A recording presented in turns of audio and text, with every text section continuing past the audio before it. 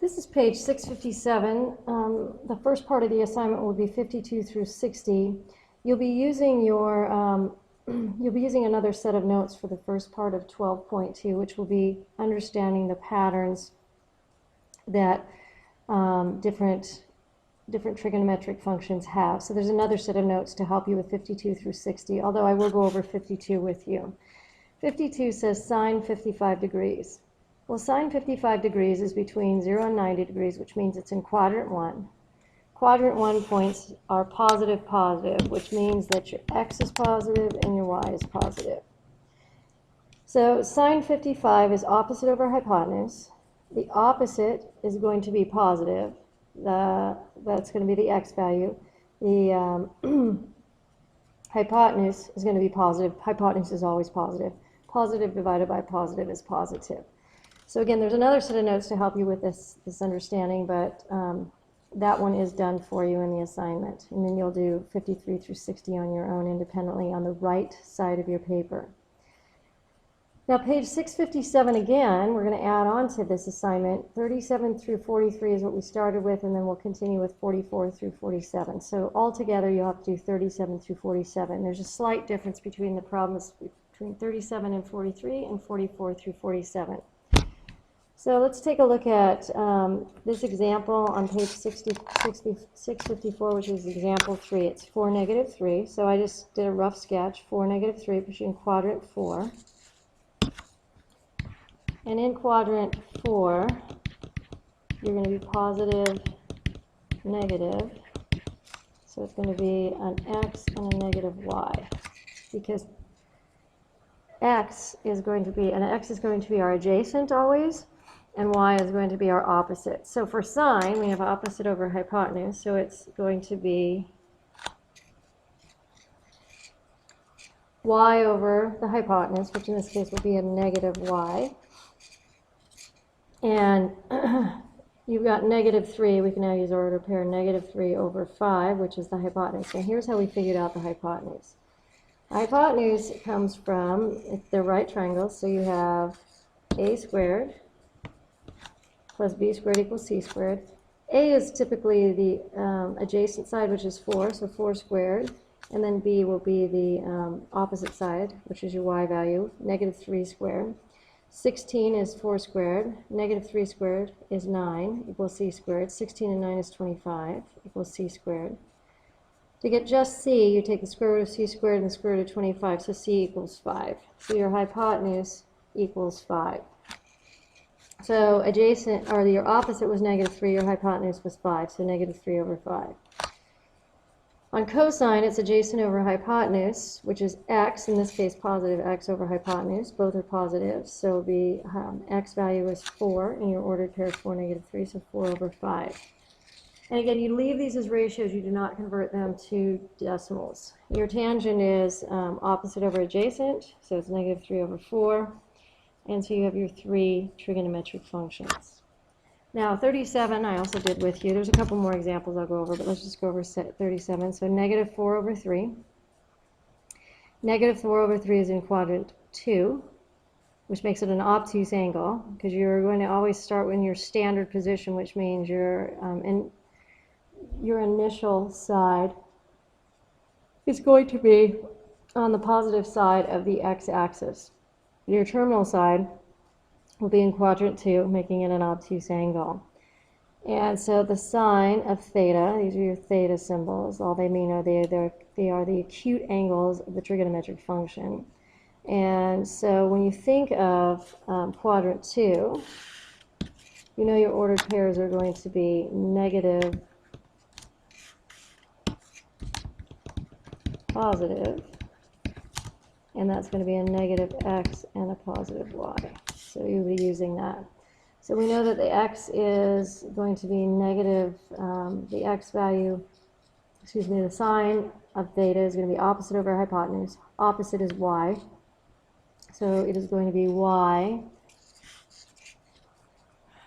Okay, so sine was y over hypotenuse, which is going to be, y is the value of 3 over the hypotenuse, which is 5. Again, you find the hypotenuse by going a squared plus b squared equals c squared.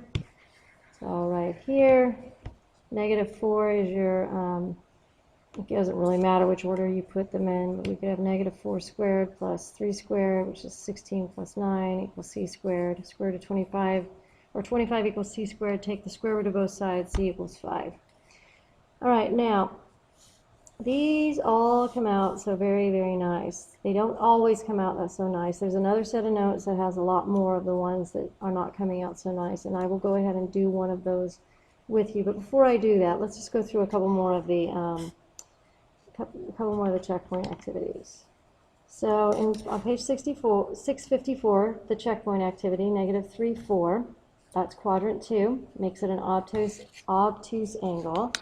You know your ordered pair for quadrant 2 is going to be, again, negative for the x coordinate, positive for the y, so negative x, y. And you find your hypotenuse by taking your negative 3 squared plus your 4 squared, and equals c squared, so 9 plus 16 equals c squared. This comes out as 25. We've already gone through this a whole bunch of times. All right, so sine is opposite over hypotenuse, cosine is adjacent over hypotenuse, tangent is opposite over adjacent. So it's going to be y over hypotenuse. In this case, y is positive, and so it's 4 over 5. And cosine is adjacent over hypotenuse, but of course you have a negative x. Okay, negative x, so it's going to be negative 3 over 5, which is negative 3 over 5. You usually put the negative out in front.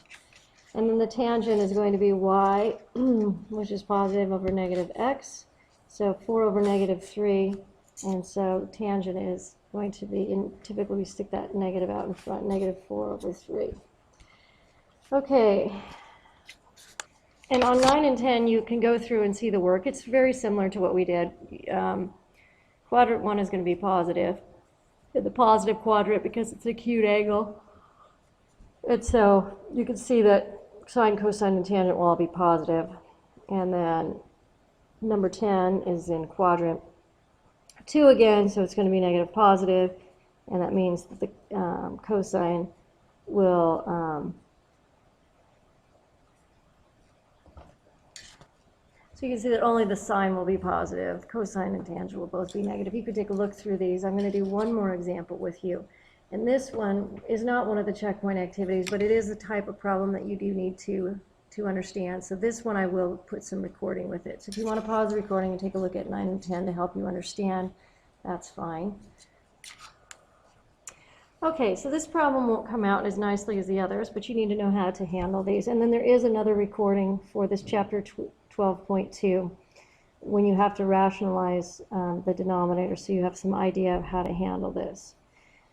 Okay, so for sine, you're going to need an opposite and a hypotenuse, cosine and adjacent over hypotenuse, and tangent opposite over adjacent. So you're in quadrant 4, reflex angle. So it's going to be, in quadrant 4, it's going to be between 270 degrees to 360 degrees. And you've got positive, negative. So for sine, you have opposite over hypotenuse. Opposite is always the y value, so it's a negative y over hypotenuse. We have to calculate the hypotenuse. So 4 squared plus negative 5 squared equals c squared. 16 plus 25 equals c squared. 16 and 25 is 41 equals c squared. You take the square root of both sides, which is a property of equality, and you're left with c equals the square root of 41. So you end up with negative 5 over the square root of 41. Now for cosine, you've got adjacent, which is your x value over hypotenuse. So the x is positive in this case, so 4 over the square root of 41. And then tangent is nice and easy, opposite over adjacent. Opposite is going to be the y value, which is negative, so negative y over the x value, which is 4. So it's going to be negative 5 over 4, but we typically pull the negative out in front, so it's negative 5 over 4 with that out in front. Now coming back up here, you cannot leave the problem in this manner. You cannot leave it with a radical sign in the denominator. So you have to rationalize the denominator, and there's a recording that's before 12.1 that can help you understand this. You multiply both the numerator and denominator by the square root of 41. Square root of 41 times the square root of 41 is 41. Negative 5 times the square root of 41 is negative 5 times the square root of 41. So sine theta is the negative 5 times the square root of 41 over 41. Cosine, we multiply 4 times the square root of 41, which is 4 times the square root of 41. Square root of 41 times the square root of 41 is 41. So cosine theta is 4 times the square root of 41 over 41. And now, hopefully this has been enough for you. If not, there's another recording that can help you. You can watch it with those more complex problems. But you are going to do the second part of this assignment, which is page 657. 37 through 43 are all kind of the same problems.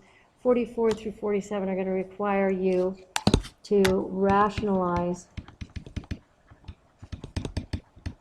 the denominator. So those are the more, a little bit more involved, not super hard, not super complicated, but a little bit more involved than 37 through 43.